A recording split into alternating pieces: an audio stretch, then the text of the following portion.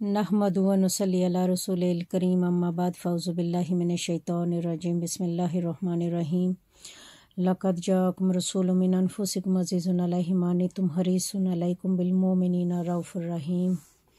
बेशक तुम्हारे पास तुम में से एक बाज़मत रसूल तशरीफ़ लाए, तुम्हारा तकलीफ़ और मशक्क़त में पड़ना इन पर सख्त ग्रां गुज़रता है। ऐ लोगो, वो तुम्हारे लिए भलाई और हदायत के बड़े तालब और आरजुमंद रहते हैं और मोमनों के लिए नहायत ही शफीक बेहद रहम फरमाने वाले हैं। मेरी आज गुफ्तगू का मौजू इश्क़ रसूल सल्लल्लाहु अलैहि वसल्लम को कैसे बढ़ाया जाए। मुझ नाचीज़ के पास दो तरीके जो समझ में आते हैं, उनमें से एक तो ये है कि आप सल्लल्लाहु अलैहि वसल्लम जी की सारी ज़िंदगी जो गुज़री उसके ऊपर हमें अमल करना चाहिए। दूसरा, दुरूद पाक के ज़रिए से इश्क़ रसूल में इजाफ़ा होना चाहिए। तो अब जो पहला तरीका है सुन्नतों पे अमल करने के हवाले से, उसके अंदर भी दो तरह के बातें आ जाती हैं। एक तो ये कि इबादतें कैसे करते थे आका सल्लल्लाहु अलैहि वसल्लम, उस तरह हमें भी इबादत करनी चाहिए। हम उस तरह की मुकम्मल 100% तो नहीं कर सकते, लेकिन हमें नकल करनी चाहिए। नकल करते करते अकल भी आ जाती है। तो जितनी भी जिस अंदाज में हमसे हो सकता है हम इबादतों को उसी अंदाज में करने की कोशिश करते रहना चाहिए, हिम्मत हारनी नहीं चाहिए। बाज़ औक़ात ऐसा होता है कि इबादतें करते करते जो शुरू में इबादतें करने लगते हैं, जैसे नमाज़ें पढ़ते हैं लोग, तो नमाज़ें पढ़ते पढ़ते रुक जाते हैं, क्योंकि वो सोचते हैं कि हम नमाज़ नहीं पढ़ रहे थे तो हमारे साथ सारा कुछ बेहतर था, अब नमाज़ पढ़ रहे हैं तो हमारे तमाम मुसीबतें परेशानियां आना शुरू हो गई हैं। वो ईमान की कमज़ोरी होती है। चाहे आपके साथ कुछ भी हालात हों, कोई भी आजमाइशें हों, उलझने हों, लेकिन इबादत को नहीं छोड़ना। आपने 5 नमाज़ों की पाबंदी करनी चाहिए।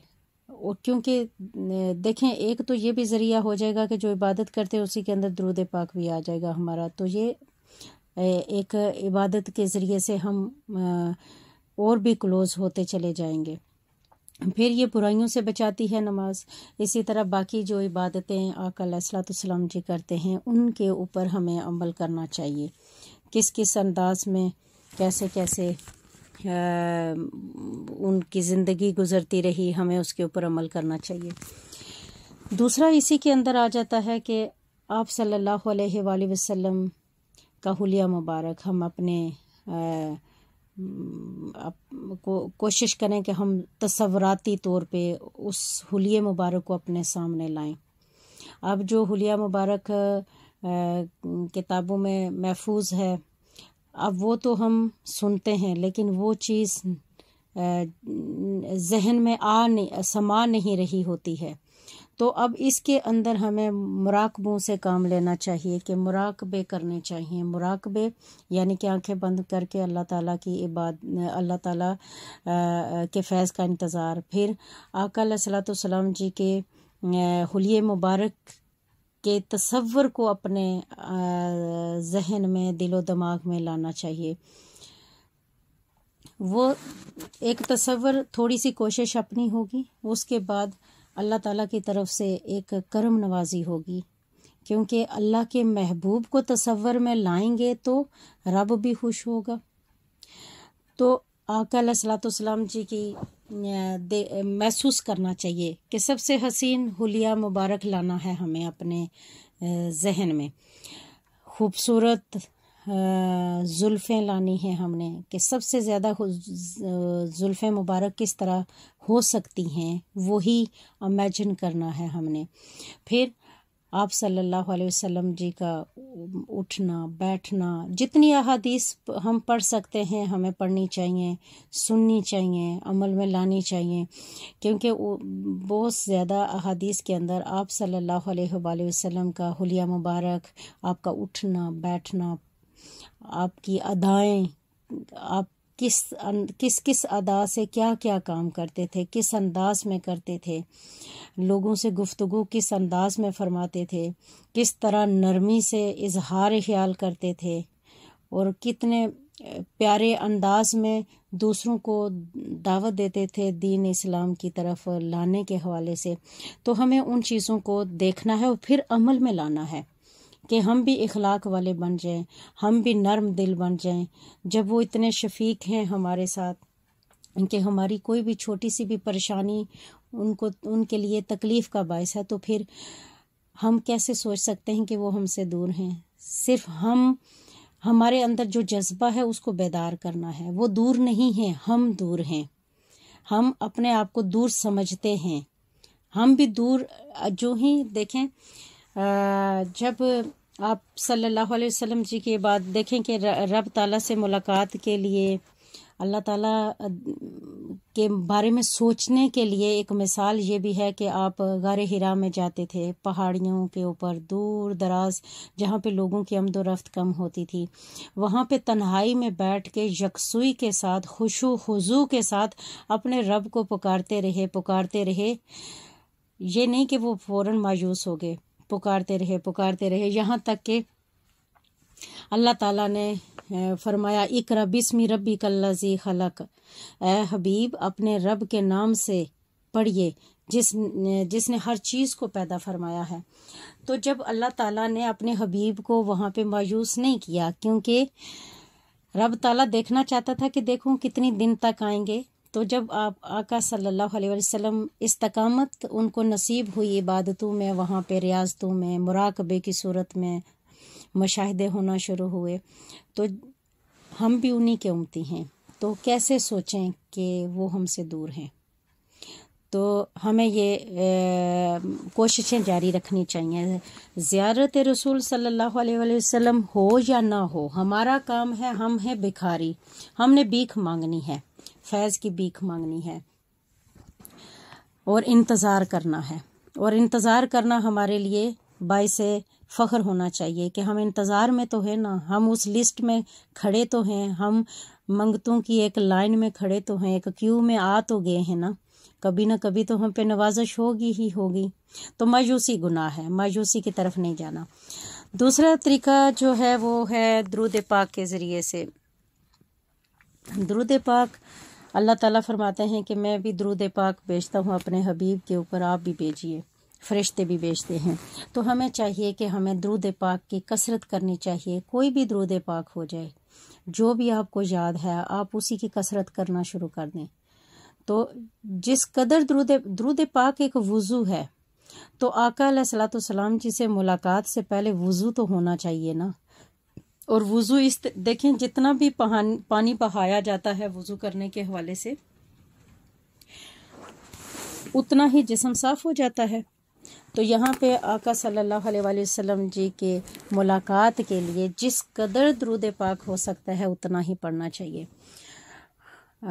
عملی طور پہ میں خود اب پریکٹیکل ایک مثال دیتی ہوں اپنی کہ درود پاک بچپن سے ہی پڑھنا شروع کر دیا تھا، درود ہجری، اور پڑھتے تھوڑا پڑھتی تھی، پھر آہستہ آہستہ تعداد بڑھتے اب تو درود ہجری پڑھتے ایک بس دن رات یہی ایک وظیفہ بن گیا۔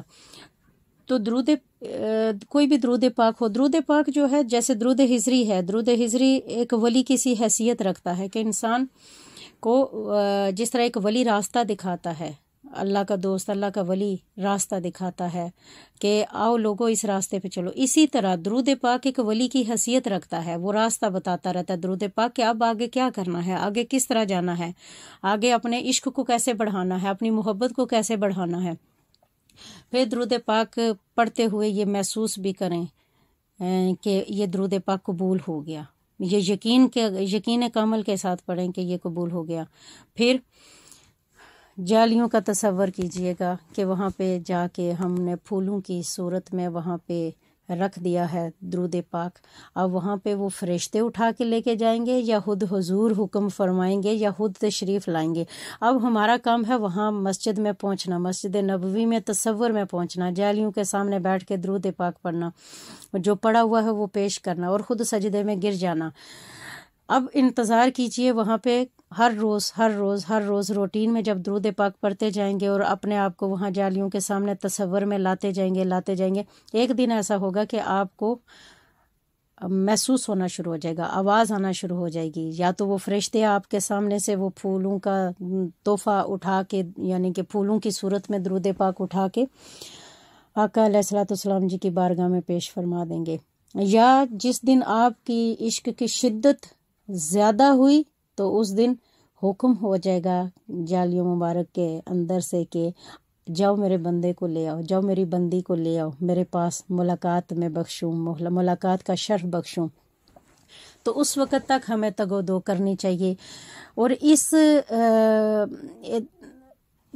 دیکھیں دو طرح کی بات ہوتی ہے، ایک تو یہ ہوتی ہے کہ میں گنہگار سا انسان ہوں، عاجزی انکساری، میں آپ اپنے آپ کو سمجھیں کہ گنہگار سا بندہ ہوں، مجھے آگے کہاں یہ اتنی بڑی زیارات اور کہاں میں بندہ ناچیز، اس طرح آپ جو اظہار کرتے ہیں نا، ایک تو یہ ہو گیا، یہ بھی محبت کی ایک ادا ہے، یہ بھی عشق اور جنون کی ایک ادا ہے، لیکن یہ کمزور ہے بات۔ یہاں پہ اور شدت ہونی چاہیے کہ مجھے آگے جانا ہے، مجھے یہاں رکنا نہیں ہے۔ جیسے کہتے ہیں نا عشق میں اور جنگ میں سب جائز ہے، تو عشق میں یہاں پہ سب جائز ہے۔ آپ کوشش کریں، کہیں کہ گنہگار لاکھ ہی صحیح، لیکن ان کی رحمت کم تو نہیں ہے نا، وہ تو اپنی رحمت سے نوازیں گے نا۔ اور اللہ تعالیٰ نے بھی فرمایا ہے کہ قرآن پاک میں ترجمہ ہے اور وہ بھی اپنے ہی الفاظوں میں ہے، مفہوم بیان کرتی ہوں کہ اللہ تعالیٰ فرماتے ہیں کہ جب بھول چوک کر بیٹھو، جب غلطیاں ہو جائیں آپ لوگوں سے، تو آپ حضور صلی اللہ علیہ وآلہ وسلم کی بارگاہ میں پہنچ جایا کریں اور ان سے بخشش طلب کریں، ان کے وسیلے سے بخشش طلب کریں۔ تو جب یہ اتنی بات بیان کی جا رہی ہے تو پھر ہم وہ کام کیوں نہ کریں؟ ہم لاکھ گنہگار ہی صحیح، لیکن امتی تو ہے نا، اور امتی ہونا باعث فخر ہے ہمارے لیے۔ تو اللہ تعالیٰ سے دعا کرتی ہوں ہم سب کو اللہ تعالیٰ زیارت رسول صلی اللہ علیہ وآلہ وسلم سے نوازے اور ہمیں آگے دن بدن ترقی کرنے کی طرف اللہ تعالیٰ توفیق بخشتا رہے اور استقامت نصیب فرمائے، آمین ثم آمین۔ کوئی غلطی ہو گئی ہو تو مجھے معاف کیجیے گا، جزاک اللہ خیر۔